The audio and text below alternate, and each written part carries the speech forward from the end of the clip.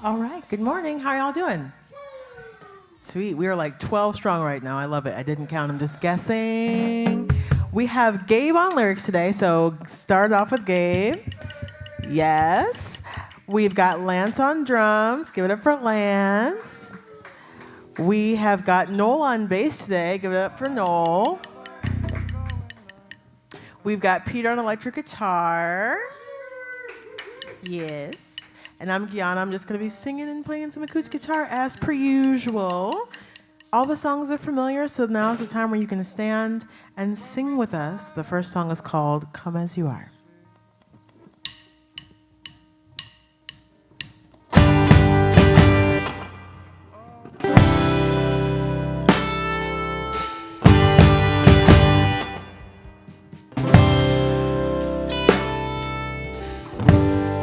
If it is some care you need, come and cast your cares on me. And if you need a listening ear, I wanna hit the whole story deep. Tell me everything, don't leave nothing out. I'll be waiting on you. Come as you are. You don't have to be lonely. You can count on me. Come as you are. You don't have to be lonely. You can count on me. I've been telling you for some time now, you're not a burden, not weighing me down. So fight that voice that says you're on your own. You don't have to do this thing alone. No, no. Tell me everything. Don't leave nothing out.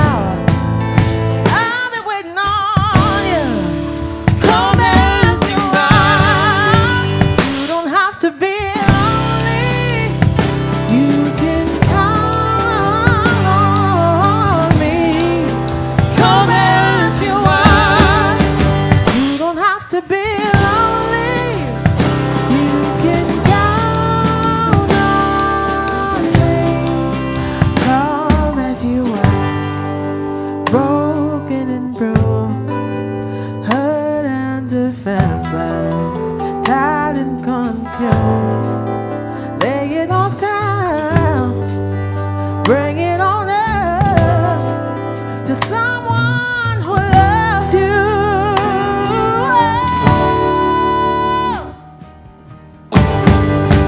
You don't have to be lonely. No, no, no, no. You don't have to be lonely. Home as you are. You don't have to be lonely. You can count on me. Come as you are. You don't have to be lonely. You can count on me. Come as you are. Yeah. Come as you are.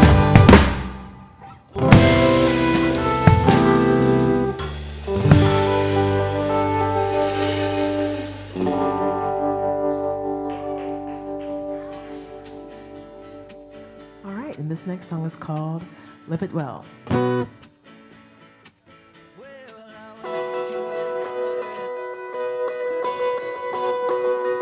Yeah.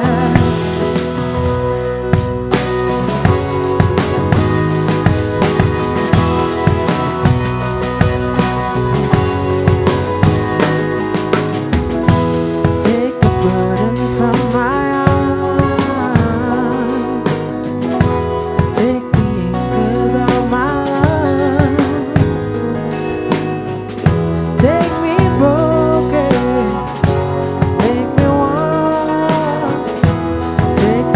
Let's make it a song. Yeah. Life is short, I wanna live it well. One life, one story to tell. Life is short, I wanna live it well. You're the one I'm living for.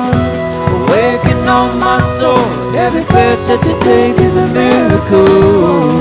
Life is short, I wanna live it well. Yeah, I wanna sing with all my heart a lifelong song.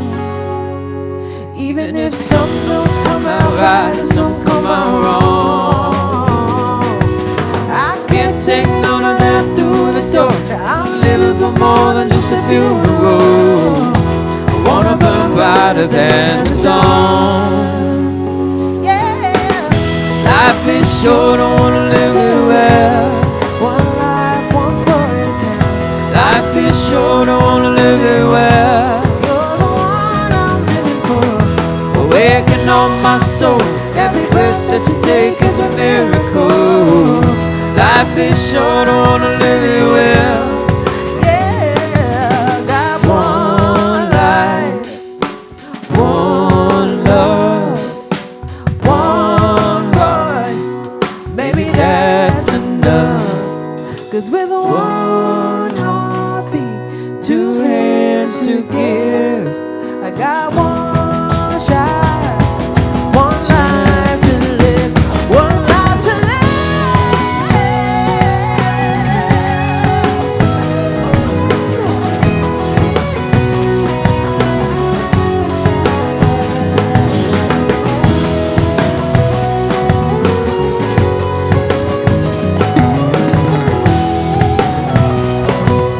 every breath that you take is a miracle. Life is short, I wanna live it well. One life, one story to tell. Life is short, I wanna live it well. You're the one I'm living for. Awaken on my soul. Every breath that you take is a miracle. Life is short, I wanna live it well. You're the one I'm living for. One life, one love, one voice. Maybe that's enough.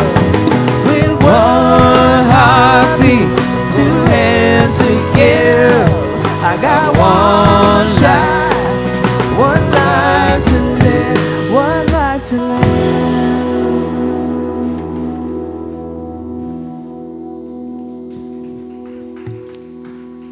Cool.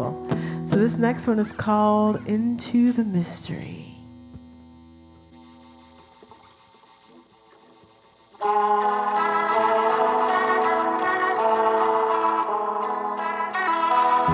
It's hard to see, still believe it.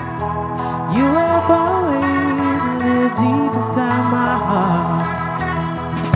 I need to know you, but swim the unknown seas and follow me into the mystery.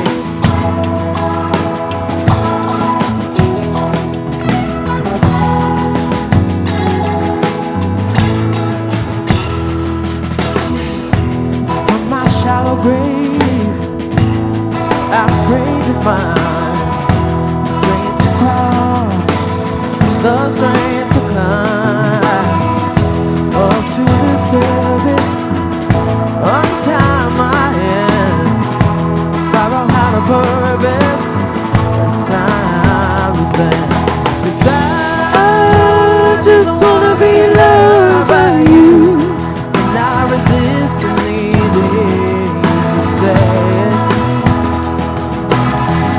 whatever you do, I will be there. Oh, I will follow you anywhere into the mystery.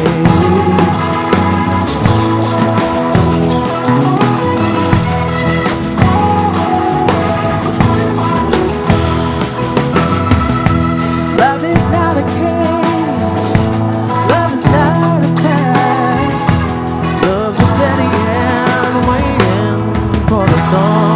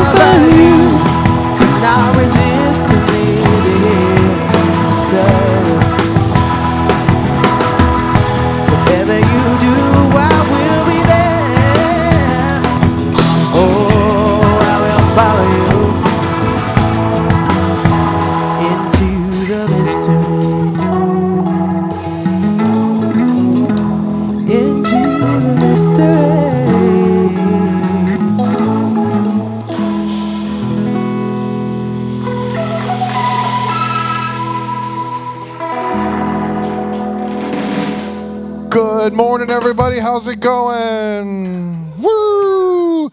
Awesome to see you all here today. Peter, don't leave for a second. I wanted to throw something at you and just like see how fast you are. So I was, any 90s people out there who like grew up in the 90s? Okay. I was listening to you play that one, and that effect was very like Black Hole Sun. You don't know Black Hole Sun? Oh, right? Well, fine. Get out of here then. Clap it up for Peter, please. He didn't deserve that. In fact, usually I try and come up here with like some jokes, but I couldn't think of anything because, holy crap, the band, you guys sounded so good today.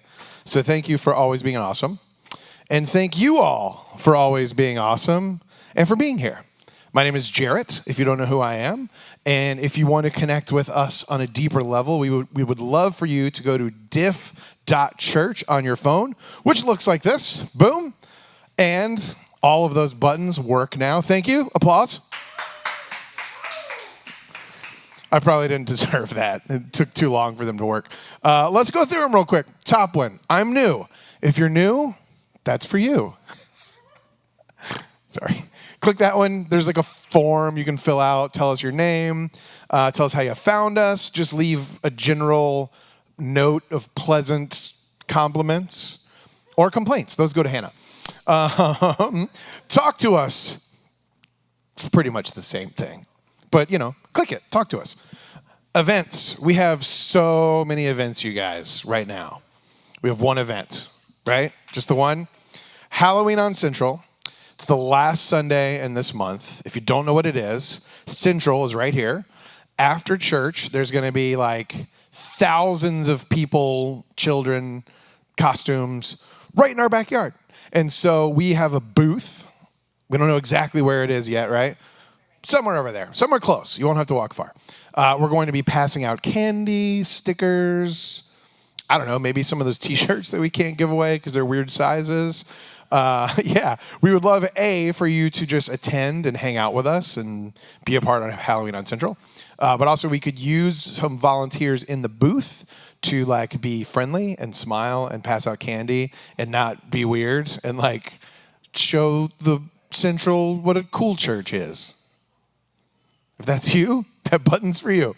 Also that day, we are doing our annual, because Halloween happens once a year, costume contest. So please show up in costume that day. I will definitely be in some sort of costume. Do we know what we're doing yet? We do? Okay, we know what we're doing. It's the same thing we're doing for Halloween. Oh, it's different? That's one of my favorite things about my wife is every year we get like multiple chances to do Halloween stuff. So I don't even know what we're going to be, but it's going to be awesome. Probably. I don't want to put pressure on you. It's going to be good. And show up in your costume and maybe you could win something awesome. And don't feel weird about singing praise songs dressed as a witch or whatever. It's fine. Okay. Go back one slide, Gabe. I'm forgetting the bottom button. Is it groups? It's groups. It's groups. We have groups going on right now. They've been going on for a few weeks, but if you want to join, jump right in. No big deal. You're not missing much. You're not missing much. That sounds terrible. You're not missing like a curriculum of things. All we do is talk about what happens on Sunday. This week would be a really cool week to jump in because we are starting a series today that I'm very excited about. I'm not going to give it away if you don't know what it is. I'll let Hannah do it. But this week would be a really good time to jump into groups. We've got 2 in-person in St. Pete or 1 virtual. So if you want to join any of those, jump in. There's no books to read. You just talk about what we talked about on Sunday. Okay. I think that's all of the announcements. Parking. You guys know about parking? We've changed parking a little. The lot across the street we can still use, but also 3 Daughters we can use until noon. Especially that Halloween on Central week. Park there, but just move your car before noon. Okay? Okay. You guys rock. Thanks for putting up with me. Please clap for Hannah. Good morning. Did you say happy spooky season? No. Yes, happy spooky season. If you think it's too early, stop being a Scrooge. Listen. You can be a Halloween Scrooge, Gabe. You clearly need more candy. I saw a meme the other day that said, spooky season, grow up. Everything is scary all the time. And I love that because I have quite a sarcastic sense of humor. And so I was like, okay, what's the scariest thing we could possibly talk about in October? And the answer is megachurches. Okay. Let's begin with a few disclaimers, okay? One, I am not unbiased. No one is unbiased about anything ever, no matter what they tell you, but I am specifically pretty biased about this because of my life experience, okay? So I was born in faith. I attended teeny tiny churches pretty much my entire life, like 30 people or less, until college. And then I attended/volunteered at a few mid-sized churches, a couple hundred people. And then I interned at a megachurch for a while, about 7,000 people. And then I attended and volunteered and eventually worked at a pretty big church. It was like 600 people. And now we're here. This is a lot. It's too many people. It's too much experience. So my experience in church spans the gamut of available church size options, as well as a variety of theological options, because I was raised Pentecostal and I went to an Assemblies of God college because my parents were concerned that I was going to go to a secular school and get my head filled with nonsense. And unfortunately, I went to a Christian school and I got my head filled with nonsense. But I did that, and then I went to a Methodist seminary, and I've worked at 2 non-denominational, secretly Baptist churches, okay? So I have lots of experience. I don't have every experience, okay? So I can only know what I know. The other disclaimer is I'm going to say I'm going to try to be fair, but I'm also a human, so maybe I won't be, okay? Now, the question we are going to think through today is, should megachurches exist? My answer is no, which is maybe a bit harsh, okay? You can have a different opinion. I won't be mad at you. This also is a very philosophical question and perhaps a pointless one because clearly they exist. Like, whether we think they exist or shouldn't exist is not really going to make a difference on the actual reality of church world, but we will ask the question anyways, because we're nothing. I love a philosophical rabbit hole, okay? And we're going to do so by thinking through the story of one of the most famous megachurches in the history of America over the last few decades, and that is Mars Hill. Now, if you have never heard of Mars Hill, congratulations. You may pass go and collect $200 without also collecting evangelical church trauma. Mars Hill is a church in Seattle, Washington. I should say was a church in Seattle, Washington, not the place that Paul preached to the Athenians in the Bible. It was named after that. It was founded in 1996 by Mark Driscoll. At its peak, it had 15,000 people attending 15 locations on any given Sunday. And it collapsed in 2014 amid a host of accusations of bullying, domineering, and what the church called persistent sinful behavior on the part of Mark Driscoll. And the church actually wanted to restore him. So they were like, here's a process, you're being bad. You need to apologize, you need to admit things, and then you can come back and you can be our fearless leader again. And then instead he abruptly resigned, thus avoiding any sort of accountability. And the entire Mars Hill network was dissolved very shortly thereafter. Like within a couple of months, the entire thing collapsed. And there's an excellent podcast that Christianity Today put out a while ago called The Rise and Fall of Mars Hill.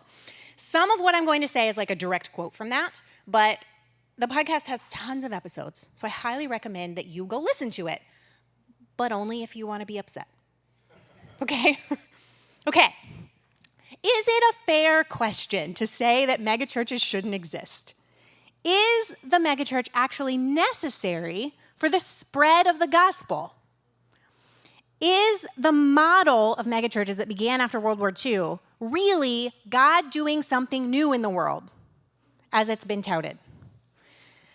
I think these are really difficult questions, mostly because it's impossible to talk about the negative parts without also talking about the good they've done as well, right? Like when we think about the wounds that people are carrying because of their church experience, we have to also acknowledge that those wouldn't exist if they hadn't first experienced something profound that changed their life.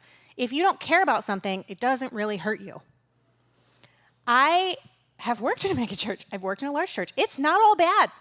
Like, the sheer buying power of those organizations is mind-blowing.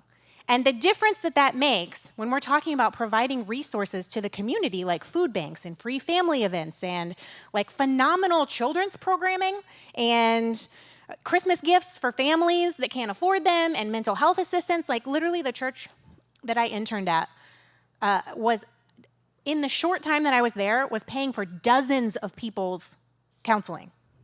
Like, they would come in for something and the pastors would be like, this is beyond our scope. This is a big T. This is not a Jesus can fix your problem situation. So you need to go talk to someone professional, and we will actually pay for that so that you can have access to it. In general, at least in my experience, the people that work in these places are genuinely believing in the mission. They actually care about people deeply. They're not intending to cause any harm. It would be a lie to say that no one's life has been changed for the better because of their interactions with these churches. Lots of people's lives have been changed, and that was especially true at Mars Hill. But you'll knew there was a but coming, I hope. Then the question becomes for me, does the benefit that some people have received outweigh the damage that has been done? Now, in any organization, especially a large organization, there's bound to be some bad apples, okay? Like, you get enough people together, somebody's gonna start something. And the bigger it gets, the more likely it is that someone's gonna start something. Someone or multiple someones are gonna be power hungry, abrasive, totally self-absorbed. Someone's going to hurt people horribly and then be like completely unrepentant about it. And the issue for me, when it comes to church specifically, is it seems to go beyond the occasional bad apple. Like, there is a consistent pattern of abuse in churches like Mars Hill. There is a consistent pattern of bad behavior, of aggression, of hostility, of sexual misconduct, and like the news stories just repeat themselves over and over and over. Like, every time something happens, the church leadership is like, this is unacceptable. We will cooperate with the investigation. And this hurts God's heart, these accusations, and our hearts are with the victims. While at the same time, they're protecting the leaders who caused these problems in the first place. They're gaslighting, stifling, or outright attacking the victims, and nothing changes. Like, it keeps happening. And so this is where I've landed. It seems to me that the system itself is set up to produce and platform the kinds of people who will do these kinds of things. It's not the occasional loose screw in the machine. It's part of the machine's design. Let's talk for a second about history. Until the 1970s, there was about a dozen or so megachurches in the world at any given time. A megachurch, by definition, has 2,000 or more people attending on a Sunday. So 50 years ago, not that long, a dozen or so churches in the world had that many people. By the mid-90s, there's 300 of them. By 2020, there's 1,800 in America. There's roughly another 300 globally. Okay, so that is exponential growth. Okay, in 20-ish years, we go from 300 to 1,800 in America specifically. What? How? Why? The suburbs. That's the answer. Nearly all megachurches are in or started in the suburbs, appealing to a specific type and class and demographic of people. And when we think about how this arrived or how this exploded, it's the TV evangelism that started in the 90s and continues to this day, just adds fuel to the fire. So one of the very first and most famous megachurches in America was the Crystal Cathedral, founded by Robert Schuller. He hosted the Hour of Power on TV, which again, if you don't know what that is, you've escaped some evangelical church trauma. The Hour of Power was like, I don't know if it's still on. It at one point had over 50 seasons. Like, it just kept going. It started in 1970. Mark Driscoll was on the Hour of Power in 2009. Like Billy Graham has been on it like 1 billion times, approximately. The notoriety and fame from these types of platforms catapulted people into the spotlight and into church empires of their own. So there started this like Shark Tank model of church planting where boomers could fund the next generation of churches. So essentially, they're like, we're getting older. We know we're not going to be the face of the next generation. So instead, what we will do is throw our weight, our influence, our money behind the most charismatic and engaging young men, always men, literally always men, who felt that they could change the world for Jesus.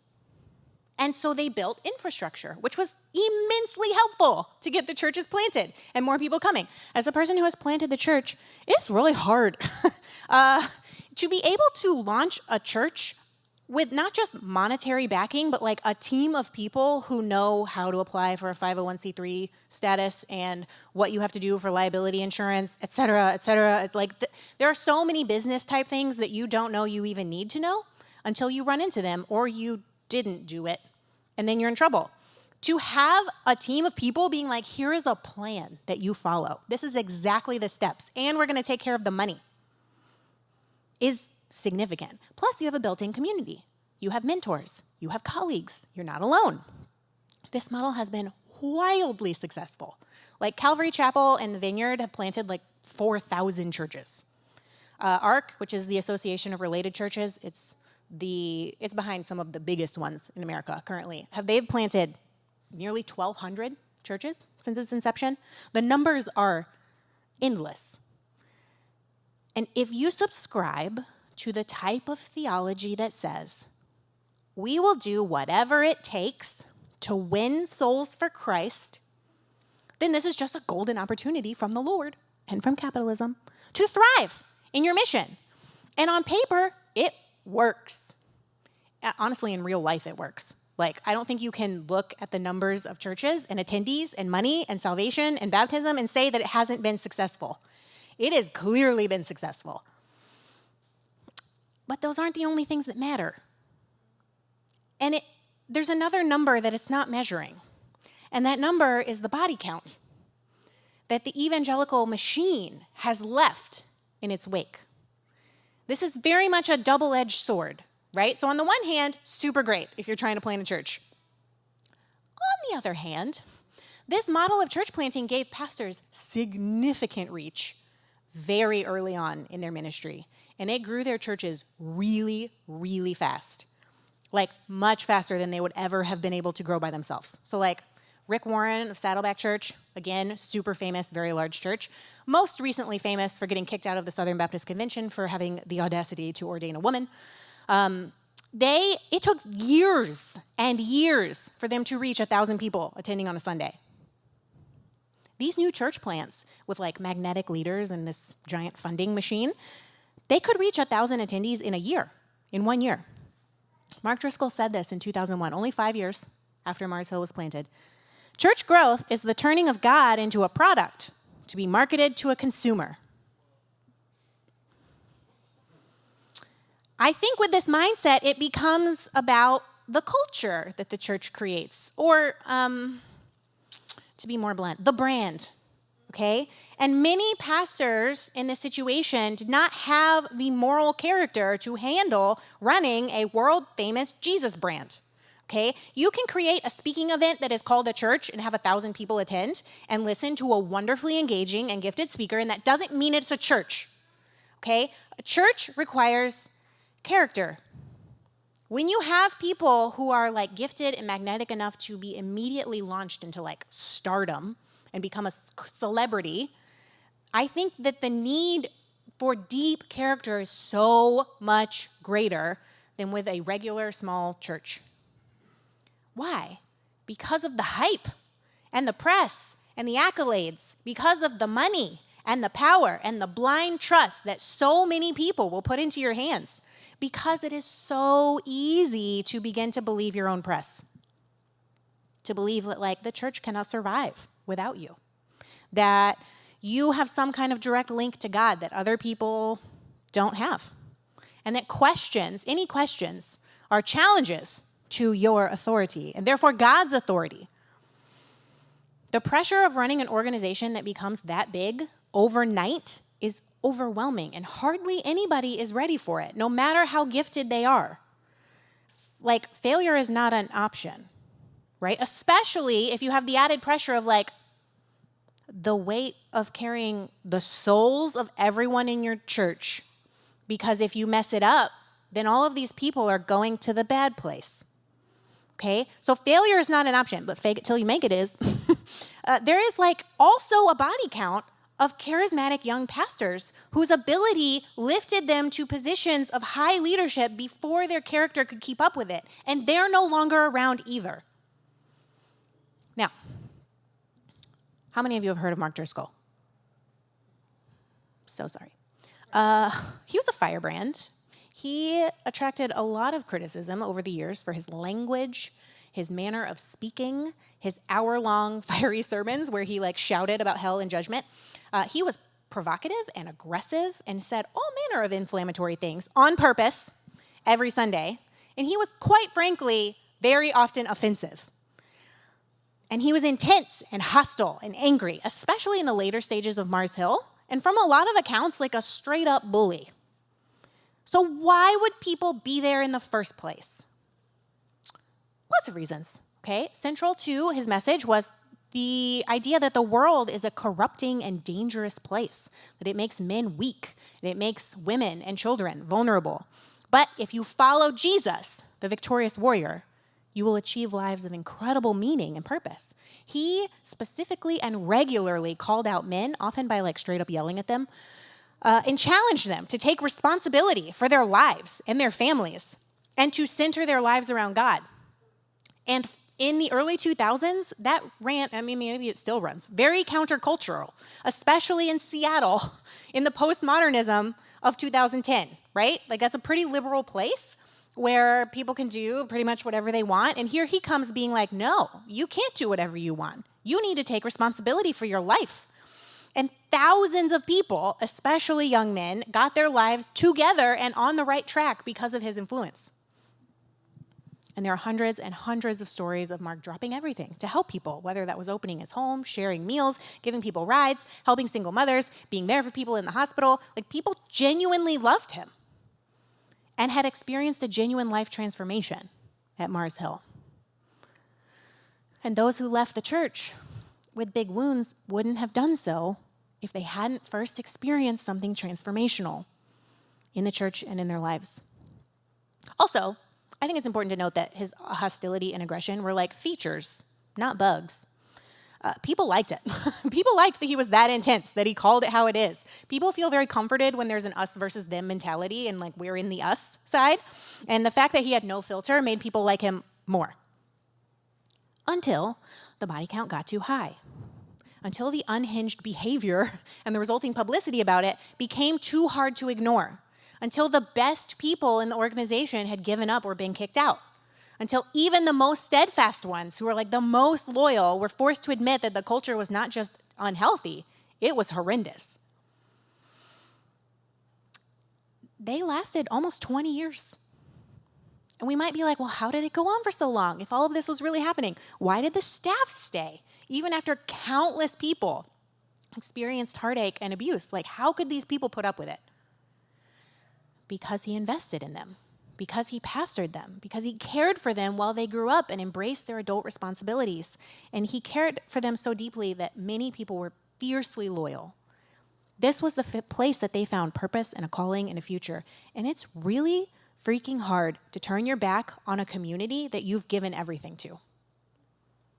One of the worship leaders at Mars Hill, his name was Joe Day, he was there for a decade, he said this: the prevailing justification for the carnage that happened was look at the fruit. Look at all the people being baptized. Look at all the stories of redemption. Could it be real if he was really off the rails? It turns out you can justify almost anything if you believe you're on a mission from God. The relational fallout from being run over by the bus is just part of the cost of doing business. This is where I land. okay, when I think about whether megachurches should exist or not. People should not be the cost of doing business. Yes, there are churches that have done tons of good in their communities. Yes, there are megachurches whose pastors have not been involved in some kind of ridiculous scandal. Yes, there are churches where lives are being changed for the better and the people that work there and attend have genuine faith and they're putting genuinely good things in the world. The problem is the system. It's set up to produce and elevate people who do these kinds of things. It is not a design flaw. It's a feature. This is how the machine works. When people are chewed up and spit out, it is not an accident. It is the way it was programmed. The fact that more people are not chewed up and spit out is kind of a miracle to me. If you just Google search megachurch pastor scandal, like the little AI thing that pops up at the top of Google, no matter what you do now, all the time, it will give you so many right off the top, like Bill Hybels from Willow Creek, Robert Morris, Gateway Church, Brian Houston, Hillsong United, Carl Lentz, Hillsong New York, Paul Havsgard, Harvest Fellowship. The list goes on and on and on, not to mention the entire Southern Baptist Convention being investigated for extensive cover-up of sexual abuse. The Assemblies of God as an organization is being investigated for the same thing right now. We become what we tolerate. And nowhere is that more true than in our churches. Like when we decide there is an acceptable level of collateral damage and we leave the realm of church entirely and we end up in the business sector where people are reduced to numbers. And anyone who doesn't believe in the mission or toe the company line gets fired or cut off from their community or excommunicated. Jesus said this in Matthew 23:27. He was talking to the religious leaders. He said, "Woe to you, you scribes and Pharisees, you hypocrites! You are like whitewashed tombs, which outwardly appear beautiful, but inside are full of dead people's bones." The question to me is not, is it worth the fruit? It's, is it worth the damage that has been caused? Our neighbors have a little patch of bamboo in their yard. It's really pretty. They don't take care of it. It regularly tries to expand into our yard. And if it was allowed, it would take over the entire neighborhood. We had a really pretty, 40-year-old magnolia tree in our yard. There's still one. There was two. When we moved in a decade ago.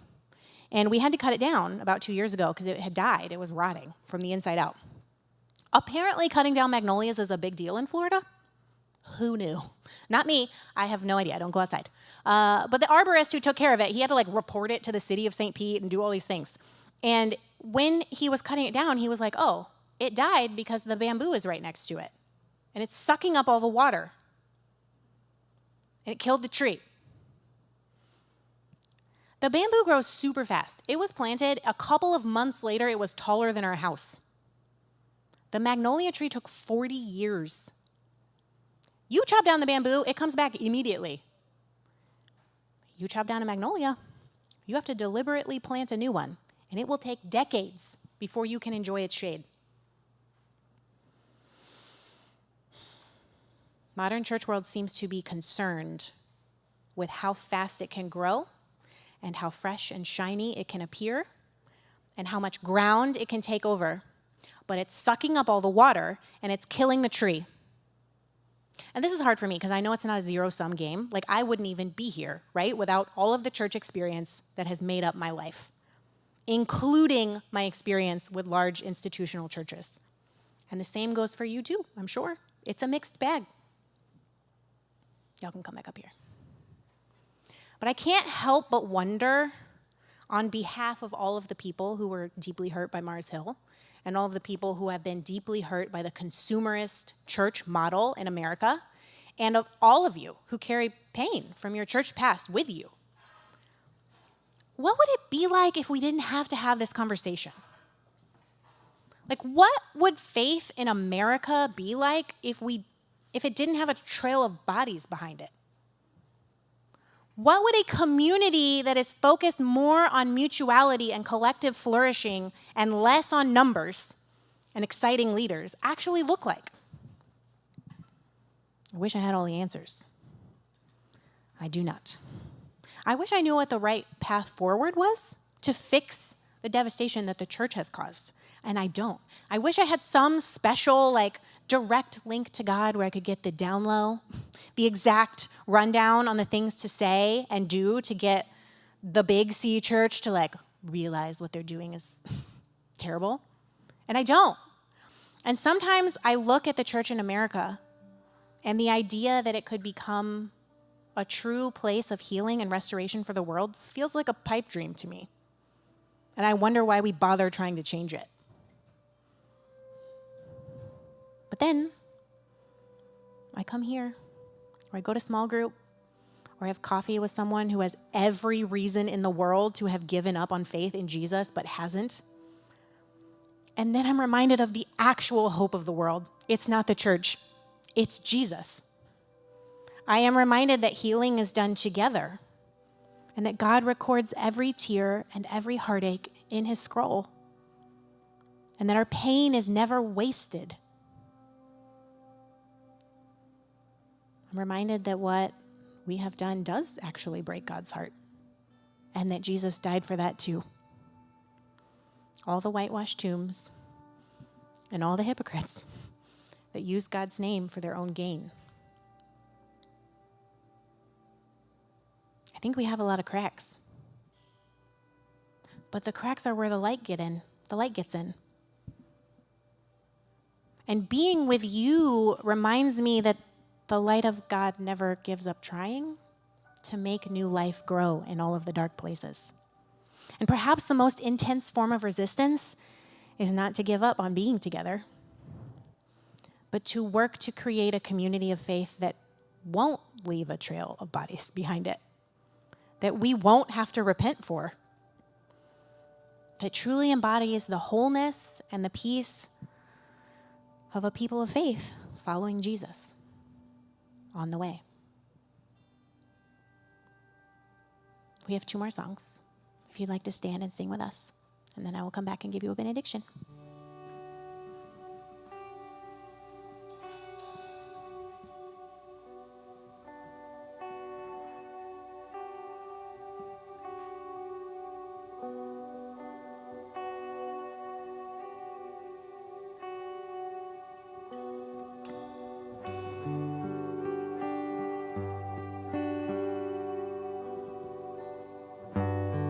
Will we ever rise?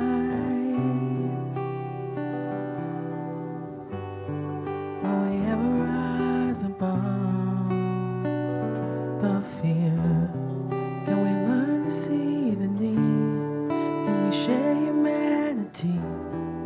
Oh, I can see another day come. Broken people, we can be made whole. We can be made whole. We can be made whole as we lay down our weapons, open up our hearts. Love is breaking us, love remaking us.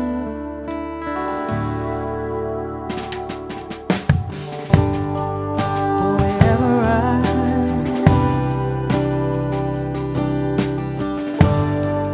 Will we ever rise above the pain? Can we learn another way? Forgive as you forgave.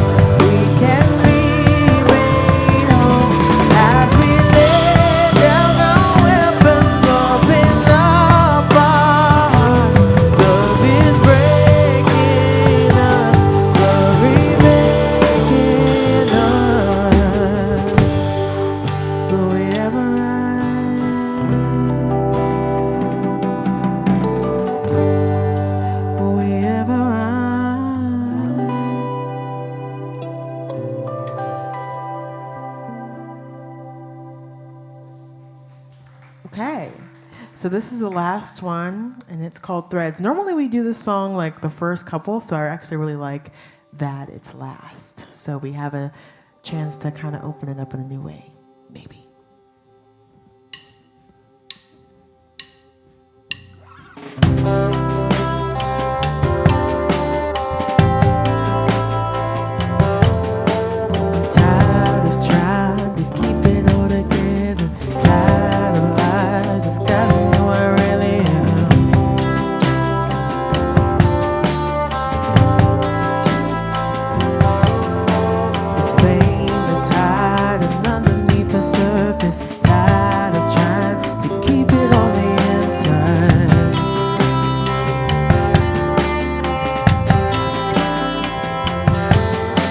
Here before your love, I'm not afraid.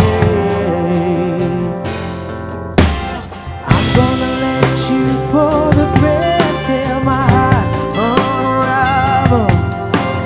Open me up with every breath till the darkness scatters, runs away. I'm ready to fall apart, fall into your loving arms. I'm gonna let you pull the threads till my heart unravels into yours. Oh, oh, oh, oh.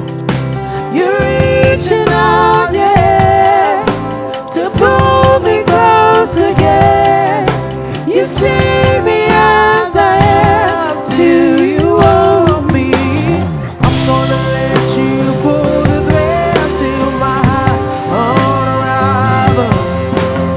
Open me up with every breath till the darkness scatters, runs away. I'm ready to fall apart, fall into your loving arms. I'm gonna let you pull the thread till my heart unravels into yours. Oh, oh, oh, oh, oh. Here before your love, I'm not afraid. Stitch me back together with your grace. Here before your love, I'm not afraid. You stitch me back together with your grace. I'm gonna let you pull the thread till my heart unravels. Open me up with every breath till the darkness scatters, runs away. I'm ready to fall apart, fall into your loving arms. I'm gonna let you pull the thread till my heart unravels into yours. Oh, oh, oh,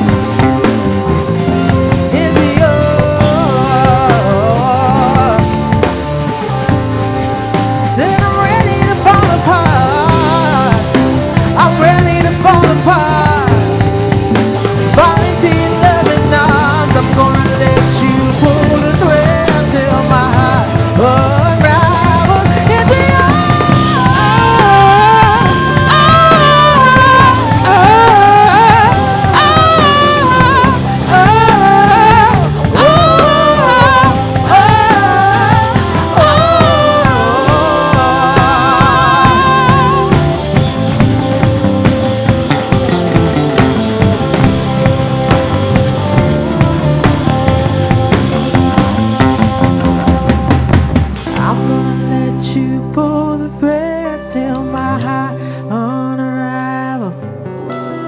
I'm gonna let you pull the threads till my heart unravels into your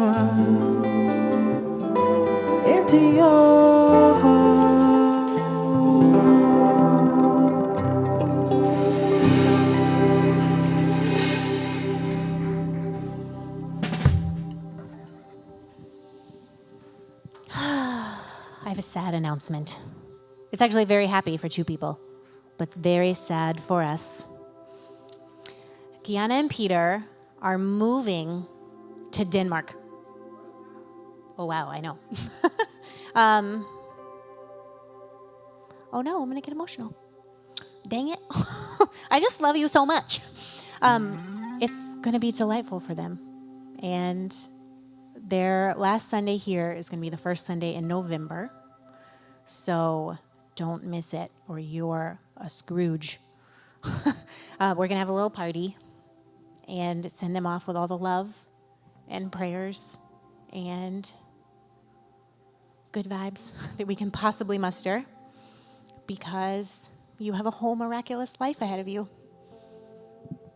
And, you know, it's not as hot in Denmark, so it'll probably be delightful.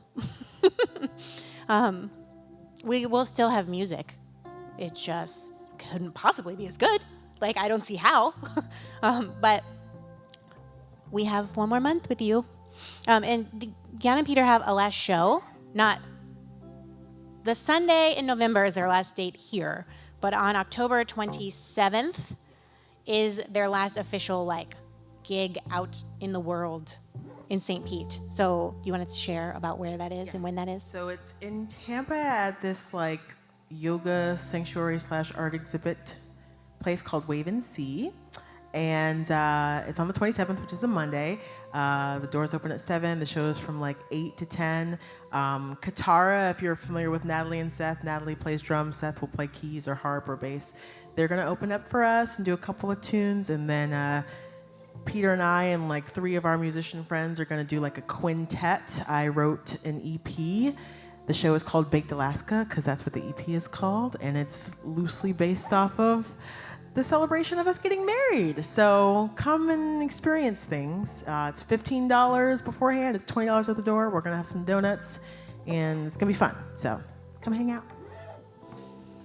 It's at Wave and Sea. It's in Tampa. There will be a flyer.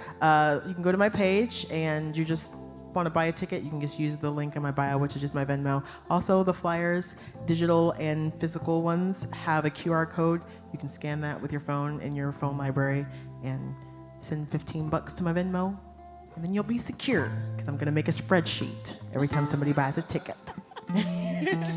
You'll be on the list. You'll show up and be like, hello, I'm here to see the best show in the world. She'll be like, you're not on the spreadsheet.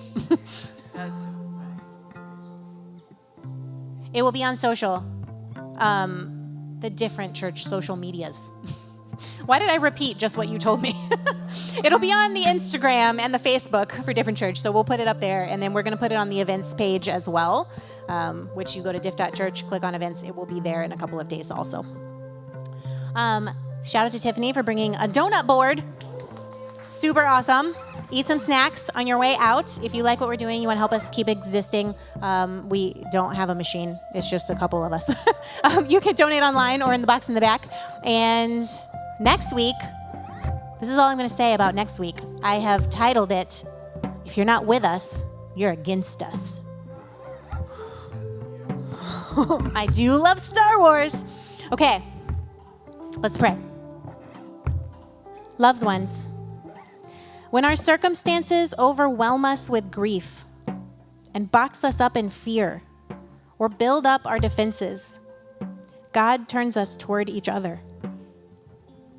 God will see her promises of justice through. Whether these promises unfold over generations or swiftly and unexpectedly, new life will grow. Thrones will crumble.